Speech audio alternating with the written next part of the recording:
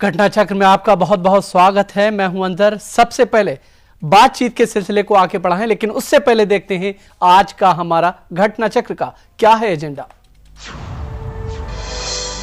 भ्रष्टाचार पर सरकार ने दिखाया आंकड़ों का खेल, कहा मजबूती से लड़ाई है जारी। यूपी में बुनकरों की हालत पर सियासत जारी, राज्यसभा में सपा बसपा का जोरदार हंगामा। तो सरकार ने भ्रष्टाचार पर यह कहा जा सकता है कि आंकड़ों में तमाम चीजों को बताने की कोशिश की है कि किस तरह से कंट्रोल करने की कोशिश की जा रही है, किस तरह से मामला चल रहे हैं और क्या कुछ इसको लेकर के गतिविधियां इस वक्त बढ़ रही हैं। इस पर बातचीत करें, लेकिन उससे पहले हम आपको दिखाते हैं ये खास रिपोर्ट। केंद्र सरकार ने लोकसभा में भ्रष्टाचार के मामले पर सदस्यों के पूछे गए सवालों पर जवाब दिए, जिसमें सीवीसी से लेकर सीबीआई और न्यायालयों में लंबित मामले की जानकारी दी। अगर बात करें सतर्कता आयोग की, सबसे पहले कि उसने कितने मामले भ्रष्टाचार के निपटाए। केंद्र सरकार ने आंकड़ों के जरिए बताया है कि अब तक की भ्रष्टाचार से उनकी लड़ाई कहां से कहां तक पहुंची है।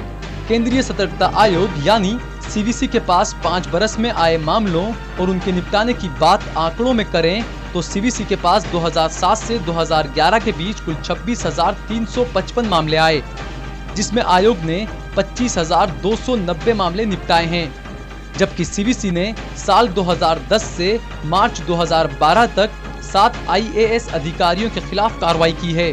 केंद्र सरकार के मुताबिक सभी विभागों और राज्यों में इसकी अपनी अपनी विंग होती है। अगर बात करें केंद्र सरकार के अधीन आने वाली सीबीआई की, तो साल 2010, 11 और 12 मार्च तक के दौरान सीबीआई के पास भ्रष्टाचार संबंधी 1366 मामले आए, जिसमें से सीबीआई 1139 मामलों में अदालत में आरोप पत्र दाखिल कर चुकी है। सरकार के मुताबिक सीबीआई सफलता का प्रतिशत, जबकि रिश्वत लेने और भ्रष्टाचार में शामिल लोगों के सवाल पर सरकार का कहना है कि ऐसी कुल 1451 शिकायतें आई, जिसमें 464 मामले ट्रैप थे और इन मामलों में शामिल व्यक्ति का डाटा नहीं रखा जा सकता। सरकार लंबे अरसे से लंबित मामलों को भी सुलझाने के लिए या निपटारा करने के लिए कदम उठा रही है। सरकार के मुताबिक इसके लिए कमेटी के गठन की मंत्री समूह की सिफारिशें केंद्र सरकार ने स्वीकार कर ली है और जल्दी ही इसके लिए कदम उठाए जा रहे हैं। सरकार ने ऐसे मामलों की भी जानकारी दी है कि जिसमें सरकार से अभियोजन की मंजूरी मांगी गई और कितने मामलों में मंजूरी दी गई और कितने मामले लंबित हैं। सरकार के मुताबिक सीबीआई ने पिछले 3 सालों में कितने मामलों में मंजूरी मांगी और कितनों में अनुरोध किया था।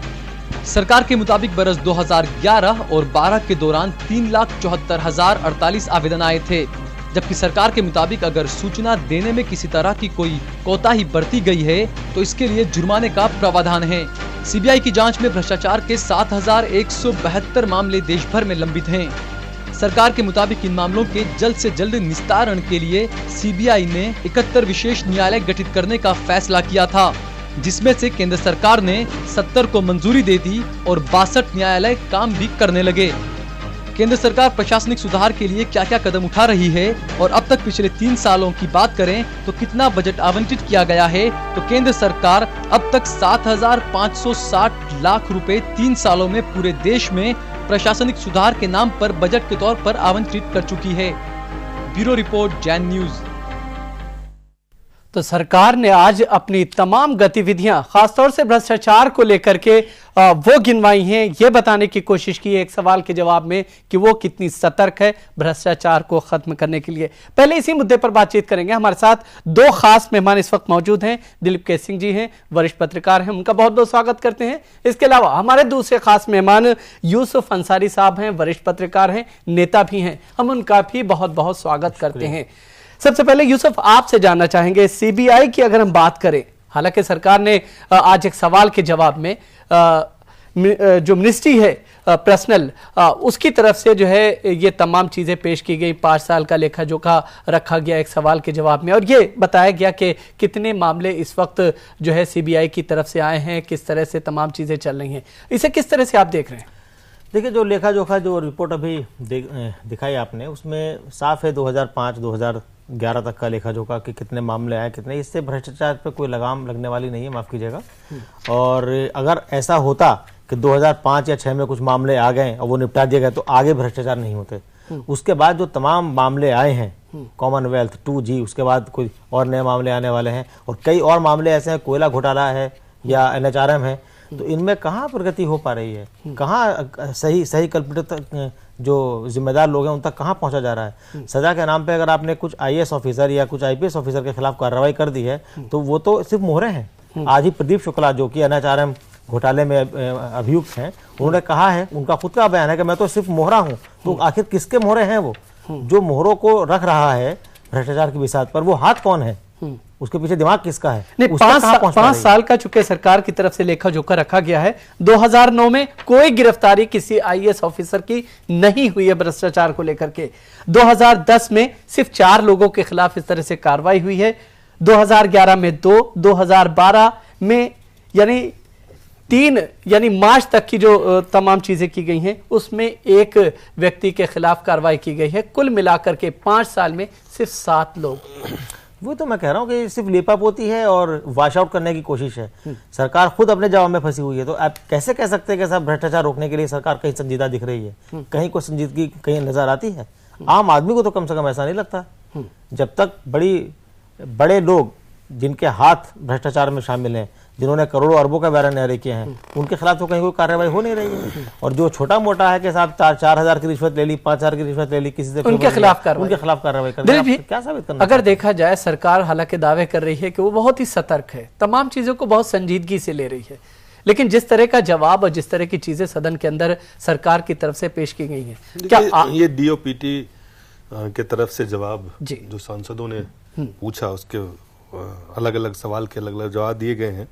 और इसमें खास करके इस पे जो केंद्रित किया गया वो है कि भ्रष्टाचार से जो लड़ाई, जो अलग अलग सेल्स हैं, CBI है, CVC है, अन्य जो एजेंसी है, एडमिनिस्ट्रेटिव रिफॉर्म्स है, लोकपाल है, तमाम चीजों को लेकर सरकार ने सदस्यों को जवाब दिया है। और इसमें कई चीजें देखने वाली बात है, जो खास करके पिछले 3 वर्ष के दौरान CBI ने जो अलग अलग मंत्रालयों, विभागों, राज्य सरकारों से 1459 मामलों में उनको, जिनमें कि 2583 2,500 से ज्यादा कर्मचारी, सरकारी कर्मचारी जिसमें फंसे हुए हैं, उनके लिए उसको मांगा था कि आप हमें उनको प्रोसिक्यूट करने के लिए परमिशन चाहिए, उन्हें परमिशन लेना होता है।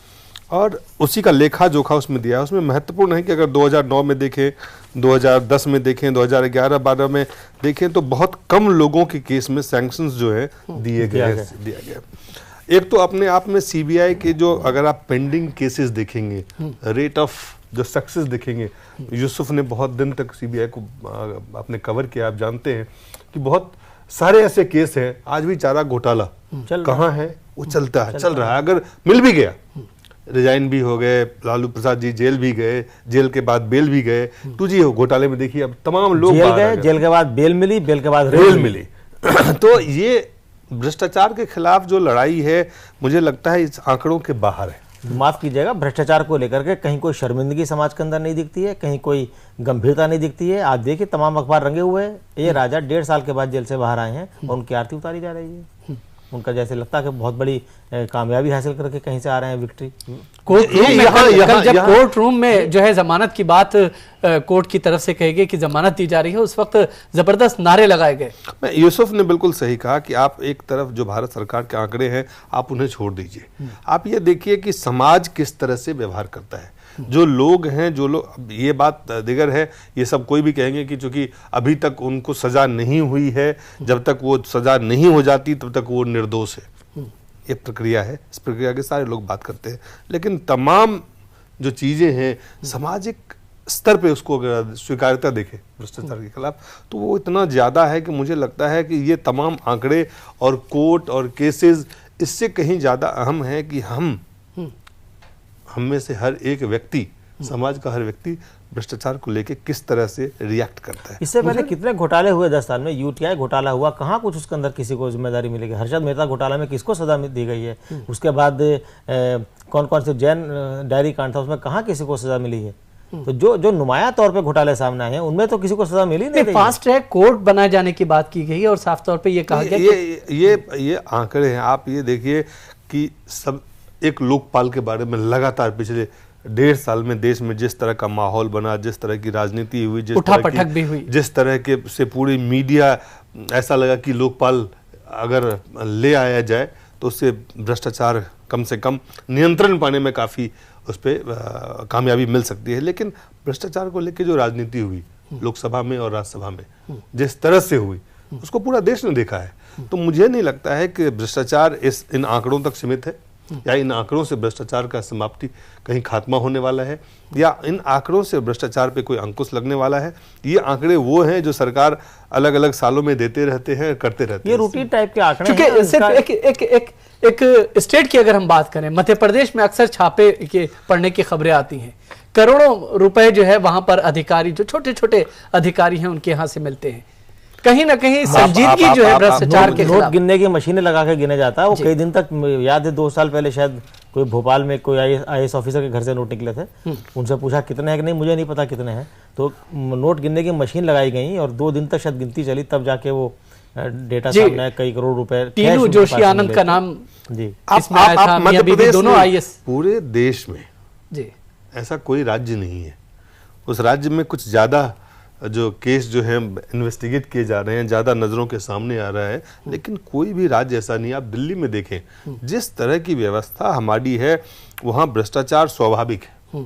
आज विसल ब्लोअर जो बिल है वो संसद में है, पड़ा हुआ है कि उसको किसी की चिंता नहीं है। कौन आपको लाइसेंस, आप छोटी सी चीजें देखिए, एक क्लर्क अगर पैसा लेता है, हत्या हुई, मृत्युंजय मंजूनाथ की हत्या हुई, कहाँ है उनके केसेस, कहाँ कोई सुनवाई हो रही है? सरकार इस पर डिस्कस करती है, भ्रष्टाचार को खत्म करने की संजीदगी भी दिखाती है, लेकिन बजाहिर वो चीजें नजर नहीं आती, सिर्फ डिस्कशन होता है। डिस्कशन भी बड़े ऊपर एक तरह की डिस्कशन करके लगता है एक तरह की रस्म अदायगी की गई है। हाँ, जैसे हर साल पुण्यतिथि और जन्म तिथि पे, बर्थडे पे केक काटा जाता है, पुण्यतिथि पे मातम मनाया जाता है, उसी तरह जब पार्लियामेंट सेशन चलता है भ्रष्टाचार में चिंता व्यक्त की जाती है और अगले दिन से फिर खेल शुरू। आप देखिए, इस तरह से इस लापरवाही भरे रवैये के साथ नहीं हो सकता। उसके लिए एक स्ट्रॉन्ग विल पावर की जरूरत है। तो सरकार भ्रष्टाचार को रोकने की सरकार संजीदा नहीं है। सीएजी ने कल अंतरिक्ष और देवास डील को लेके जो बातें कही, भ्रष्टाचार का बहुत बड़ा मामला है, देश की बहुत बड़ी संपत्ति है, देश एक्सचेकर को लॉस हुआ है।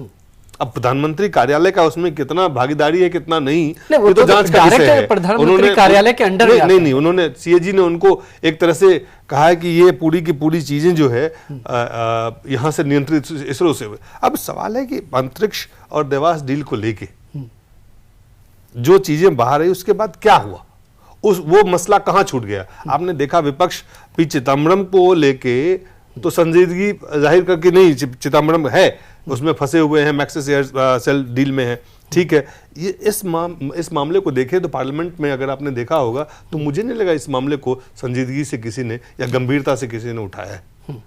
कल हुआ है, कल भी नहीं देखा और आज भी मैंने नहीं देखा, जो बहुत बड़ा, जिससे बहुत बड़ा लॉस हुआ है। ये 2G से भी बड़ा है, लेकिन 2G चूंकि पॉलिटिकल लोग उसमें है, यहाँ पे वो पॉलिटिकल फायदा शायद नहीं दिख रहा होगा, या क्या कौन सा कारण है जिसके कारण राजनीतिक दल इतना चुप है उस पे? नहीं, लेकिन प्रधानमंत्री के बारे में सवाल है। प्रधानमंत्री के बारे में कहा जाता है कि सबसे ईमानदार व्यक्ति हैं अब तक। प्रधानमंत्री को क्लीन, एक तरह से सीएजी ने भी प्रधानमंत्री को क्लीन चिट दिया है पीएमओ को अंतरिक्ष देवास डील में।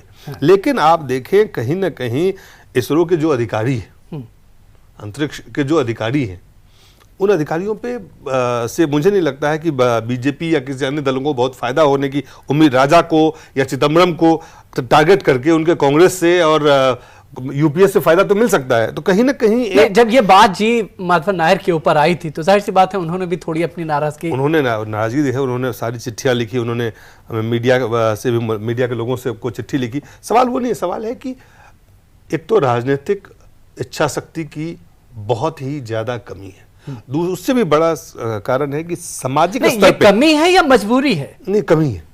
मजबूरी क्या है? कमी है ही नहीं। और उससे समाज, वो राजनेता कहां से जाते हैं? सामाजिक स्तर पे आप ये बताइए कि राजा को जब जेल से निकलते हैं तो उन्हें हम रिसीव करने के लिए ऐसे जाते हैं कि वो इमरजेंसी के बाद, आपातकाल से लड़ने के बाद वो निकल के आ रहे हैं या कोई हीरो है। ये किस तरह का समाज है? जैसा समाज है वैसी व्यवस्था है। तो मुझे लगता है भ्रष्टाचार राजनीति से ज्यादा बिल्कुल ये कहावत फिट बैठती है कि जैसा देश वैसा भेष। एक छोटा सा वाकया मैं बता दूं, जी। ये उन दिनों का जब मैं एक्टिव पत्रकार था पूरी तरह से। एक यूपीए सरकार के एक मंत्री जो अभी भी मंत्री हैं, उनके पास हम बैठे हुए थे और अगले सरकार के गठन की बातचीत चल रही थी। उन्होंने 2 लोगों के नाम लिए, कहा कि ये लोग मंत्री नहीं बनेंगे। तो किसी ने पूछा कि क्या ही मेड मनी? उन्होंने कहा no, he did not share money. Everybody made money but he did not share money. तो ये है सरकार के अंदर ऑक्टोपस की तरह है, sharing the money, making the money and sharing the money का कॉन्सेप्ट चल रहा है और उसी पे राजनीति चल रही है। तो इसमें कहाँ नहीं है भ्रष्टाचार? तो ये लीपापोती कर रहा है इस तरह के आंकड़े पे। और सबसे बड़ी बात है कि चूंकि कुछ नहीं, आज आप एक बात और जान ले, कोई भी राजनीतिक दल इस स्थिति में नहीं है कि वो खड़े होकर कहे कि हम वाम दल को छोड़ के, उसमें वाम दल को मुझे लगता है कि एक ही धड़ा बचा हुआ है राजनीति में जहां पे आप वो कह सकते हैं खड़े होकर कि हमने 34 साल पश्चिम बंगाल में राज्य किया, हमारी इतने दिनों से हम सत्ता में केरला में हैं, लेकिन हमारी कुछ एक आध छोड़ के, छोटे मोटे छोड़ के कोई बहुत बड़ा घोटाला या घपला नहीं हुआ है। ये क्रेडिट तो नहीं जाता है। नहीं तो जो चाहे भाजपा हो, इस पर जो लोकपाल पर पिछले 1-1.5 साल से बहस चल रही है कि उसमें प्रधानमंत्री को दायरे में लाया जाए कि नहीं लाया जाए, उसके बीच में से एक नई मांग आई कि कॉर्पोरेट सेक्टर को, मीडिया को और एनजीओ को उसमें शामिल होता है, उसमें भी शामिल किया जाए। वो भी चूंकि देश के बाहर नहीं है, इसी सिस्टम का हिस्सा है। राजनीति में कॉर्पोरेट सेक्टर की दखलंदाजी बढ़ी है लगातार, और कॉर्पोरेट सेक्टर ने राजनीति को अपनी तरह से प्रभावित करना शुरू किया है। पैसे का खेल होता है। पार्लियामेंट के अंदर बहुत सारे सांसद, चाहे वो किसी पार्टी के हों, किसी ना किसी कॉर्पोरेट लॉबी से जुड़े हुए हैं। कॉर्पोरेट, ये सबको पता होता है। जो सत्ता के गलियारे में घूमता है, पत्रकार हो या नेता हो या ब्यूरोक्रेट हो, सबको पता है कौन किस लॉबी का आदमी है। वहीं से चीजें तय होती हैं, किसको क्या पद दिया जाना है, क्या कौन सी मिनिस्ट्री किसको मिलनी चाहिए, कहाँ किसको बैठाना है। कई कॉर्पोरेट सेक्टर ने अलग अलग तरह से, अलग अलग पार्टियों से अपने लोगों को हाउस के अंदर भेजा है। वो अलग अलग कमेटियों में है, पार्लियामेंट की स्टैंडिंग कमेटियों में है, जहां से उन्हें वो तमाम कागजात मिलते हैं जिन पर डिसीजन लिया जाता है। वो कागजात उन कॉर्पोरेट हाउस तक पहुंचते हैं। तो भ्रष्टाचार की जड़ें सिर्फ राजनीति नहीं है, कॉर्पोरेट से उसका लिंक है, उसका पर्दाफाश होना चाहिए, तब इस देश का कुछ भला हो सकता है, कुछ हो सकता है। लेकिन सिर्फ राजनीतिक लोगों को या सिर्फ ऑफिसर्स को पकड़ना से काम नहीं चलेगा। आखिर क्या वजह है कि जो फैसले, समाज में भी इस चीज को लेकर के बदलाव की सख्त जरूरत है। समाज की सोच में बदलाव की जरूरत है। आखिर क्यों जब लड़की की शादी के लिए लड़का ढूंढने जाते हैं और पूछते हैं कि आमदनी से ज्यादा पूछते हैं ऊपर की कमाई कितनी है, उसका क्या मतलब है? 1900 मेरे ख्याल से शुरुआत में प्रेमचंद ने लिखा था नमक का दरोगा। मैंने कई बार ये बात कही है। और उस दरोगा, नमक के दरोगा कहानी में जो पात्र होता है, जो लड़का होता है, वो दरोगा होता है, उससे पूछने जाता है लड़की वाले कि तुम क्या करते हो। बोलता है मैं दरोगा हूँ। मतलब कितना वेतन मिलता है? तो बोला कुछ उन्होंने बताया। तो बोला ये तो कितनी कमाई हो? तो बोलता है ये तो वेतन है, पूर्णमासी का चांद होता है, एक बार आता है महीना में, ऊपरी कमाई क्या है? तो ये समाज की मानसिकता नहीं बदली है। समाज की मानसिकता आज भी वही है। तो जिस समाज की मानसिकता वो है, जिस समाज में राजा जैसे या तमाम ऐसे लोग, लालू प्रसाद जैसे लोग जो करके भ्रष्टाचार में लिप्त थे, नहीं थे। अब ये इतना बड़ा जुडिशियल एक टाइम लगता है, लेकिन फिर भी जेल गए, बेल मिला, रेल मंत्रालय मिला। नहीं, जनता के अंदर एक मैसेज गया और वो उसके कारण से उनको चुनाव नहीं हारे कभी। भ्रष्टाचार की वजह से कोई बड़ा नेता चुनाव नहीं हारता। क्यों नहीं हारता है? इसका मतलब जनता कहीं ना कहीं स्वीकार करती है कि भ्रष्टाचार है। और तमाम मंत्री भी अपने क्षेत्र की जनता के या अपने साथ जुड़े हुए यूसुफ चुनाव लड़के आए हैं। यूसुफ बताएंगे आपको कि चुनाव में जिस तरह के पैसे की आवश्यकता है, जिस तरह से पैसे लिए जाते हैं, वो पैसे आखिर कहां से निकाले जाएंगे? ये भ्रष्टाचार एक व्यवस्था है भाई। चुनाव लड़ने के लिए लोग लाखों रुपया पार्टी को डोनेशन में देने पर तैयार बैठे रहते हैं, लाखों रुपया चुनाव में खर्च करते हैं। वो पैसा कहां से निकलेगा? करप्शन से निकलेगा। नहीं, सवाल ये है कि इसका समाधान क्या है? क्योंकि अगर सरकार कुछ उसका सबसे बड़ी बात है, जड़ कहां है? सबसे जड़ कहां है? समाधान बदलना चाहते हो, अगर आप बदलना चाहते हो तो सबसे पहले सोच बदलनी पड़ेगी। अगर समाज भ्रष्टाचार को लेके अपनी सोच बदलने को तैयार नहीं है तो इसका कोई समाधान नहीं हो सकता। इस तरह से कानून मत ने लोकपाल, आप इसको कम कर सकते हैं, कुछ चीजें ट्रांसपेरेंट बढ़ा के, गवर्नेंस आखिर सवाल पैदा ये होता है कि भ्रष्टाचार की शुरुआत कहां से होती है।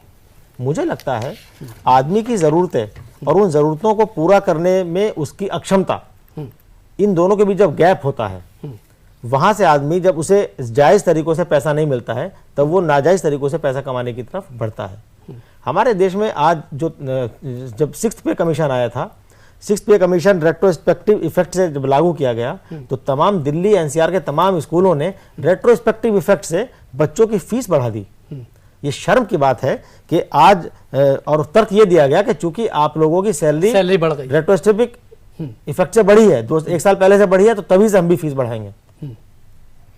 अगर एक सरकारी नौकरी में काम करने वाला एक ऑफिसर या बाबू अपने बच्चों को अच्छी शिक्षा दिलाने लायक पैसा नहीं कमा पाता है तो फिर वो कहां से करेगा। तो ये सरकार को सोचना चाहिए। शिक्षा को आज आपने निजी हाथों में सौंप दिया कर रखा है। सरकारी स्कूलों का बंटाधार है। आपने एक कानून बना दिया कि सबको 14 साल तक के बच्चों को फ्री और कंपलसरी एजुकेशन मिलेगी, लेकिन मिलेगी कहां? कितने स्कूल खोले आपने? क्या प्लान आपके पास है? सरकारी स्कूलों में टीचर कहां? कहीं स्कूल ही नहीं है। स्कूल है तो दीवारें नहीं है, दीवारें है तो छत नहीं है, छत है तो टीचर नहीं है, टीचर है तो आता नहीं है, आता है तो पढ़ाता नहीं है।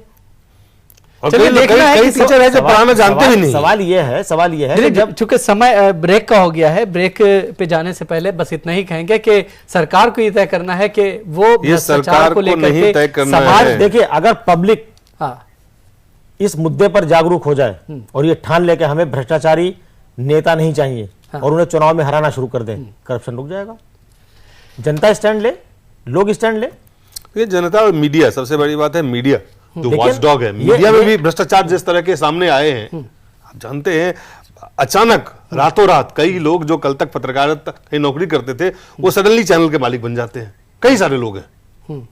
अब कभी इस पे सवाल नहीं उठता है। बहुत बड़ा सवाल है, कहां से आते हैं पूंजी, है क्यों मिलता है पूंजी, कौन लगाता है पूंजी, किसकी पूंजी है? इनकम टैक्स ऑफिस जब इनकम टैक्स सू मोटो छापे मारता है तो वो सिर्फ कुछ अधिकारियों के घर पे क्यों छापे पड़ते हैं? कारपोरेट हाउसेज पे क्यों नहीं पड़ते छापे?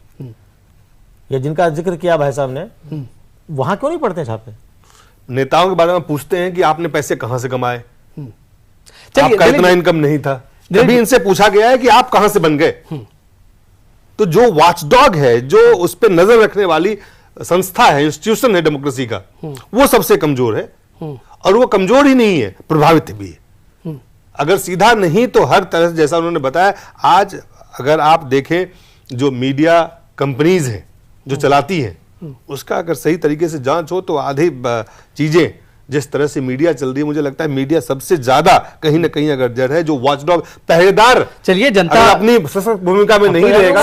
समाज को इस बार एएन वोहरा साहब की एक रिपोर्ट आई थी जिसके अंदर पॉलिटिशियंस, अंडरवर्ल्ड और अधिकारियों का नेक्सस का खुलासा किया गया था। काफी बवाल मचा था, लेकिन हुआ उस पर भी कुछ नहीं। तो आज फिर एक नेक्सस को सामने लाने की जरूरत है जिसके अंदर तमाम सारे अधिकारी भी हैं, खुलासा हो कौन लोग इसमें उस नेक्सस का दायरा बढ़ गया है। बिल्कुल। चलिए, फिलहाल समय हो चुका है एक छोटे से ब्रेक का। ब्रेक के बाद जब वापस लौटेंगे तो बात करेंगे बुनकरों की समस्या पर, जिस तरह से राजनीति होती है और जिस तरह से इस पूरे मामले को लेकर के कहीं ना कहीं राजनीति, चाहे केंद्र में हो या स्टेट में हो, कहीं ना कहीं ये बुनकर वहां पर पिसते हुए नजर आते हैं। बात करेंगे एक छोटे से ब्रेक के बाद।